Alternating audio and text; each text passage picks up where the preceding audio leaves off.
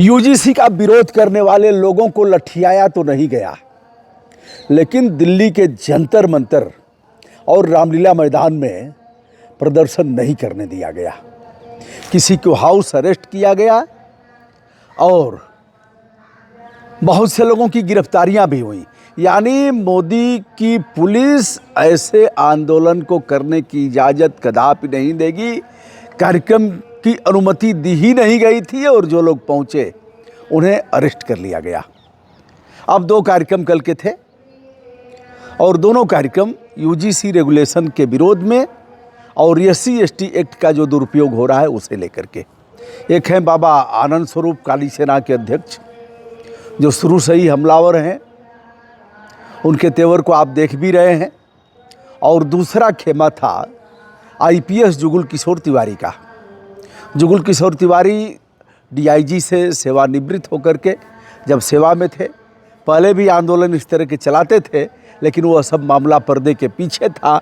वह आदित्यनाथ योगी के गुस्से का शिकार भी हुए SP रहते हुए बहराइच में, और बाद में जब DIG का अंतिम कार्यकाल उनका था तो निलंबित कर दिया गया। जुगुल किशोर तिवारी ने कहा हम घिघियाने नहीं जाएंगे, जो भी करना हो कर लें। बहरहाल निलंबन समाप्त किया गया। सेवानिवृत्ति के बाद उन्होंने पूरी तौर पर मोर्चा खोल दिया है।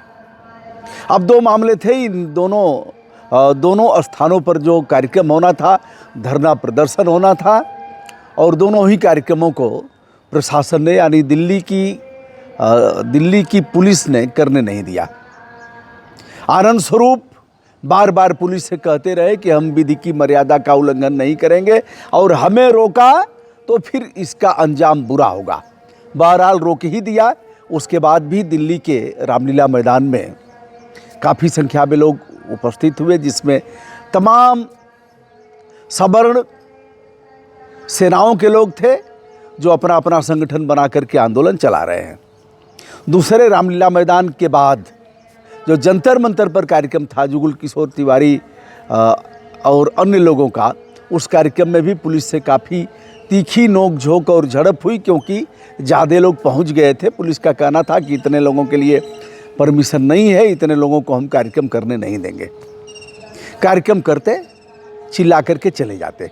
इनका यह कहना है कि कोर्ट ने रोका है यूजीसी के जो नए रेगुलेशन है, लेकिन केंद्र सरकार ने इस पर कुछ नहीं कहा। केंद्र सरकार इसको फिर से लागू कर सकती है। कोर्ट ने अभी रोका है, लेकिन अस्थायी रूप से इसका कोई समाधान नहीं हुआ है। हमारे बच्चों को फर्जी मुकदमों में फंसाया जाएगा, हमारे बच्चों का जीवन चौपट कर दिया जाएगा। यह कैसा कानून कि चाहे जो आरोप लगा दिया जाए और असत्य पाए जाने पर उसके ऊपर कोई कार्रवाई नहीं। यह कैसा कानून जिसमें हमें सुनने का अवसर ही न दिया जाए। यानी हमारे लोग, अगर देखा जाए बांटा गया है तो उसमें सामान्य वर्ग का कोई नहीं रहेगा जो सुनवाई होगी। यदि आरोप असत्य पाया जाता है तो दुनिया में कोई ऐसा कानून नहीं है कि निराधार आरोप लगाने वाले पर कोई एक्शन न हो। SC/ST एक्ट में भी एक्शन का प्रावधान है। बहुत से लोग जेल भी गए जिन लोगों ने फर्जी मुकदमे दर्ज कराए थे। कई मामले तो लखनऊ SC/ST के जो जज हैं उन्होंने ही भेजा। 2 वकील साहब लोग चले गए। 12-12, 14-14 मुकदमे कराए थे SC/ST एक्ट के। जज साहब ने पलट करके उनको ही जेल भेज दिया जो असत्य मामले दर्ज कराते थे और पैसे लेते थे। जैसे ही आपने कोई मुकदमा दर्ज कराया, वैसे ही 25,000 रुपये आपको तुरंत समाज कल्याण विभाग से मिल जाएगा। CO साहब जो जांच करेगा वह लोड नहीं लेगा, क्योंकि अगर CO साहब की भी शिकायत हो जाएगी जो अन्वेषण अधिकारी हैं तो उन पर भी जांच बैठ जाएगी। इसलिए CO साहब जांच करके जैसे तैसे भेज देगा कोर्ट में और फिर कोर्ट करेगा। ऐसे में पहले एंटीसिपेटरी बेल का भी था। अब जो नया कानून बनाया बाबा ने, उसमें वो अभी चीज़ें ख़त्म हो गई। धारा 18 जिसका प्रयोग जिसके बारे में कई बार आपने जान लिया है। तो दोस्तों, यह रहा जबरा मारे रोवे न दे। जबरा माने मनबढ़, जबरा माने गुंडा, जबरा माने आतताई, जबरा माने सरकार, जबरा माने दाढ़ी वाला बाबा, जबरा माने मोटा भाई, जबरा माने दुशासन और दुर्योधन। जबरा मारे रोए न दे, मारेगा और रोने भी नहीं देगा, रोगे फिर मारेगा। अरे भैया पीटो लेकिन कम से कम रो लेने दो, फिर रोगे फिर पीटेगा। ऐसे तो कहा है जबरा मारे रोए न दे, गुंडा मारे रोए न दे, अपराधिया मारे रोए न दे, दुशासन और दुर्योधना मारे रोए न दे। दुशासन और दुर्योधन कौन है आप जानते हैं? देश को फूंकने और देश का नाश करने का दोनों ने ठेका ले लिया है, देश को बेचने का ठेका ले लिया है।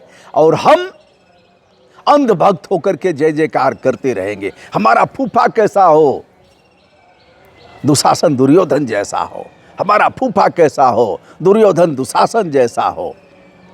जबरा मारे रोए न दे, हमरे घर के लेवे तलाशी, हमरे पाकिट के लेवे तलाशी, आपन बटुआ टोवे न दे, जबरा मारे रोए न दे। मैंने दुशासन और दुर्योधन को 2014 में ही जान लिया था।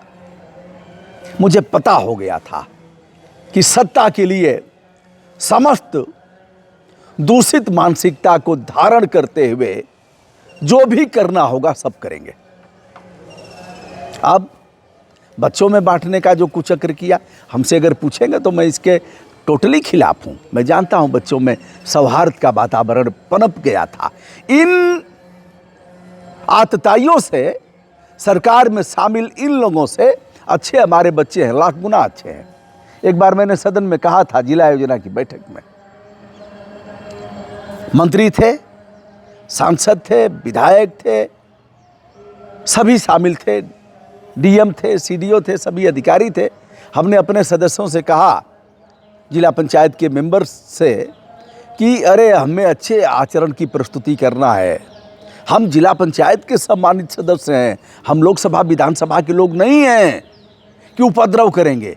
ऐसा कहने के बाद वो लोग ठीक हो गए थे और झटका लगा था। प्रदेश के मंत्रियों को झटका लगा था, सांसद को झटका लगा था, विधान परिषद के सदस्य को झटका लगा था। ऐसे कहा था वो लोग। तो यह है, उनसे अच्छे हमारे बच्चे हैं। बच्चों में कोई भेदभाव नहीं है, लेकिन भेदभाव डाल करके और यह दुशासन दुर्योधन वर्ग और क्यारियों में बांट करके फिर से सत्ता पर प्रतिष्ठापित होने के लिए नीचता की समस्त सीमाओं को लांघेंगे। इसलिए सावधान, कल जंतर मंतर और रामलीला मैदान में यह कार्यक्रम नहीं होने दिया गया, लेकिन यह कार्यक्रम न करने पर और भी यह मामला उछलेगा, दबाने पर दबेगा नहीं। वह लोग करते, चिल्ला करके चले आते, उसके बाद कुछ नहीं होता, लेकिन जितना रोकोगे उतना ही नुकसान पहुंचेगा। सर्वेक्षण कराया गया यूजीसी रेगुलेशन के बाद, उसके परिणाम बहुत खराब आए। कितनी सीटें उस सर्वेक्षण में मिली थी? यदि बात मानी जाए, भीतरी तत्वों की बात मानी जाए, अंदर खाने की बात अगर मानी जाए, तो इनको 70 सीटें मिल रही थी, यानी भारतीय जनता पार्टी को। इसलिए दुशासन और दुर्योधन की चूल हिल गई और दोनों ने, लेकिन अभी तक कहा नहीं है कुछ। अभी तक तो यही है कि बच्चे उतरे, दोनों तरफ से खून खराबा हो, जुतम पैजार हो, फिर मुस्कुराऊंगा और कहूँगा, देख लो यारो, देश में पिछड़े और दलितों का सबसे बड़ा हमदर्द कौन? दुशासन और दुर्योधन। दोस्तों, मैं हूं ब्रजभूषण दुबे। संपूर्ण विनम्रता के साथ हमारा प्रणाम स्वीकार करें।